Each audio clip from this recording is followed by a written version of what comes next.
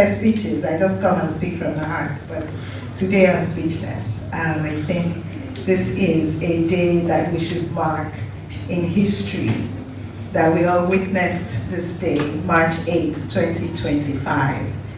And I'm blessed by so many people who made this happen. I want to I know you're supposed to end with thanks, but I want to start with thanks. I want to call all J Africa staff in the room to come forward, and let me honor you guys first of all. And look at Ruth, who has an accent, so she's the first one coming. Welcome Ruthie, Akosia, Frida, Felicia, Deborah. Where are the men? Don't be shy. Tara, Sananu, come forward. We want to honor the men too. You make me happy. Where are they? Come forward, Tara, Sananu, come forward.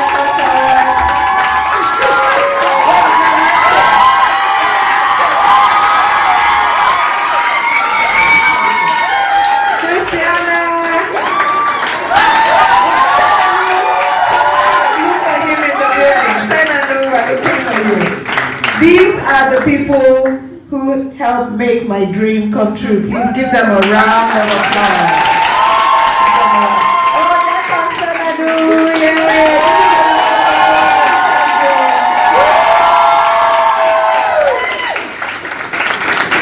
And there are many who are not here, who are in different countries. We also acknowledge them in absence. Esther, Mujeni, Vincent, Suboniso, all of you, we acknowledge you, Bingpe, all of you, Adiola, thank you for making this dream come true. And I also want to acknowledge Ifoma in the room, One and Wando, and all of Roots to Market. Thank you, everyone, for making this possible. Thank you. You know, as I was listening to some of your projects, I was in that position. You can have a dream, we talked about goal setting and everything, and some of you nailed it more than others. I'm coming for you. Those of you who did not say, I'm going to do this by when, I'm like, hey, these girls, we taught them smart goals. But, you guys did really well. I think it will not be possible. We all have dreams, but it's not possible unless you have what? Resources, money. Oh my goodness. So there are people in your life who bring the resources to make your dreams come true. So I want to acknowledge and thank Delta Airlines. Please come forward. Everyone from Delta, please come forward, including those holding the cameras. I want you to come forward as well. Everyone from Delta, please come forward. Delta Airlines. You have to stop filming and come forward. Please, everyone from Delta Airlines, please come forward. Please thank them. Give them a standing ovation, please.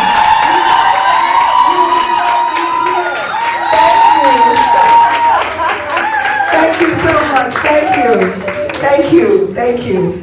Okay, so now to the serious stuff. There's so much going on in the world. We are in an interesting time where it seems that a lot of progress made over the past few decades are being rolled back. These are very interesting times. We have a president in the United States who is very intent on building America first agenda, which, no fault in that, he's the president of America, but for a long time, the United States sustained the rest of the world in terms of aid, in terms of resources, and we now need to know that in Africa, it's time to solve our own problems. No?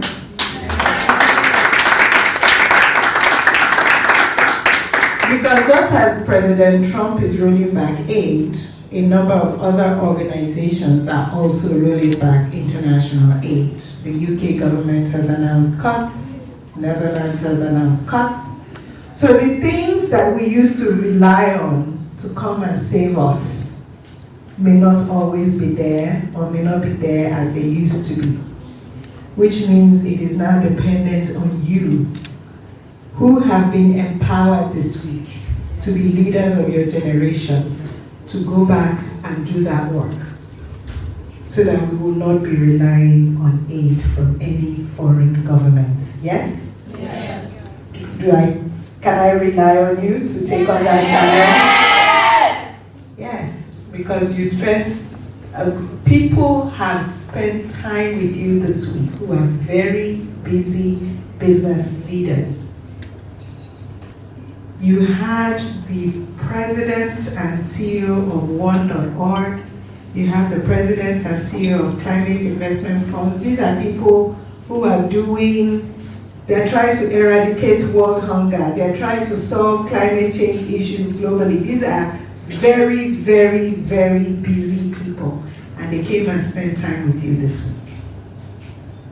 You had executives from Delta Airlines who flew all the way from Atlanta to be with you this week. You've had different people, even those in Ghana who are very busy. You had a reverend come and bless you this week. So there is no shortage, there is no excuse, there is nothing else. You've been told that you have everything in you to do the work that you have been given. Just by which year? 2050. That's 25 years from now. I want you guys to be in the room when we celebrate this milestone and to say, I was a part of it. Yes? Yes. Because the work is plenty for us in Africa. The work is plenty for us in Africa. And we are seeing that we can no longer rely on foreign governments to support us. We're seeing that we can no longer rely on men to do everything. It has to be 100%. 50% of the population cannot do everything. They need the other 50%, which are the women, to rise up and carry the share of the work. I have to be my authentic self. There are a few things that I want to bring to your attention from the good book. The creation story, Genesis 1. Okay? I'm sure most of you know the creation story. Then God said, this is Genesis 1:26. Then God said, let us make man in our image according to our likeness. Let us make man in what? Our image. And according to our likeness. So, who are you? You are created in the image of God Himself. What does that mean? You're a creator. He was a creator. And everything He did, He saw that was good. So everything you're going to do will be what? Good. Will be what? Good. In fact, it will be excellent. Thank you. You were listening this week. Everything you do will be excellent. He said, let us create man in our image. And what did He say next? He said, let them have dominion over the fish of the sea, over the birds of the air, over the cattle, and over all of the earth, and over every creeping thing that creeps on the earth. So you have dominion over what? Every single thing on this earth. And who knows that everything you need is on the earth? Who knows that? Raise your hand if you know that everything you need is on the earth. I actually went and did a chat GPT search on what powers AI. They are rare earth minerals. There is nothing that is a breakthrough that is not from the earth. And it listed, ChatGPT listed for me all the minerals that power artificial intelligence. So even though it's called artificial intelligence, it's really natural. Because everything that powers AI is from the earth. And God has given you all dominion over the earth. Now, he said, let us create man and let us give him dominion over the earth. Do you think he was talking about just masculine men? Okay, I'll give you the proof. Right in the next verse, he said, so this is 27. So God created man in his own image. In the image of God, he created him, male and female. He created them. It's here. Male and female. So when they say man in the Bible, they mean male and female. This is in every translation. It's not just New King James that I'm reading from. In every translation of the Bible, when you read it, it said God created man in his image and he created them male and female. Okay? He created them, he blessed them, and he said, be fruitful and multiply. So we have dominion, we have everything we need, there are no excuses, we're just created in the same image and likeness as male human beings, as female human beings. Okay? Okay? Yes. Let no one ever tell you you are inferior. Let no one ever tell you this is your place. Because God himself said he has created you in his image and likeness to go forth and do what? Dominate the earth. He didn't say dominate Ghana. He didn't say dominate Nigeria. He said dominate the earth. So to the ends of the earth, I expect that your names will be known. Yes? Yes. Your names will be known. And I'll be able to say, oh, I knew her when she was 16, 15. I knew her. You know, I'll tell you a story, quick one. On my wedding day, no, actually it wasn't my wedding day. I attended a book reading. And it was Chimamanda Adichie's book. I think it was her first book, or maybe her second, I don't remember. I think it was her first. I went to the reading, and when it was my turn, I was about to gush over her, like, oh, I read your book, I love it. She's like, oh, Simi! And I was like, oh, she knows me. She's like, I was at your wedding. I was like, you were? She's like, yes. And she described herself, and then I remembered there was this Cleopatra-looking lady that I was wondering who she was. But apparently she grew up on the same, in the same campus as my husband's family. Her father and my husband's family were vice chancellors of the same university, University of Nigeria, Nsukka. And she told me my story and everything, and now I'm a big fan of hers, and you know, someone like that, I'm telling you her story because her name is known where? On the earth, for her excellence in writing. If she was not good in writing, her name will not be known all over the earth. So I want your name to be known. Thank you. So I will end by going to another favorite book of mine, Esther. You know, the book of Esther doesn't even mention God once. It's one of the books in the Bible where God is not mentioned at all, and you're wondering, how did this book make it into the Bible? But because of who she is, you know God is with her. So you don't have to shout for people to know that God is with you, right? She doesn't say God once. but she was given an assignment that was very scary.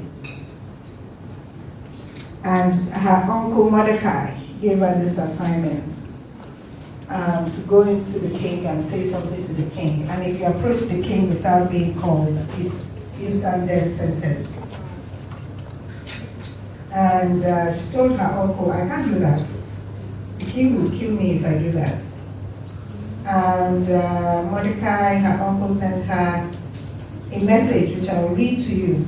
It says, "For if you remain completely silent at this time, relief and deliverance will arise for the Jews from another place." He was telling Esther to go to the king to save the Jews. "For if you remain silent at this time, relief and deliverance will arise for the Jews from another place, but you and your father's house will perish. Yet, who knows whether you have come to the kingdom for such a time as this?"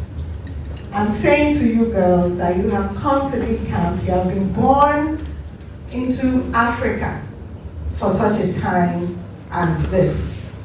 It is not a coincidence that all these things are happening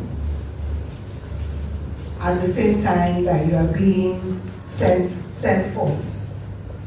You were born for such a time as this. Say, I was born for such a time as this.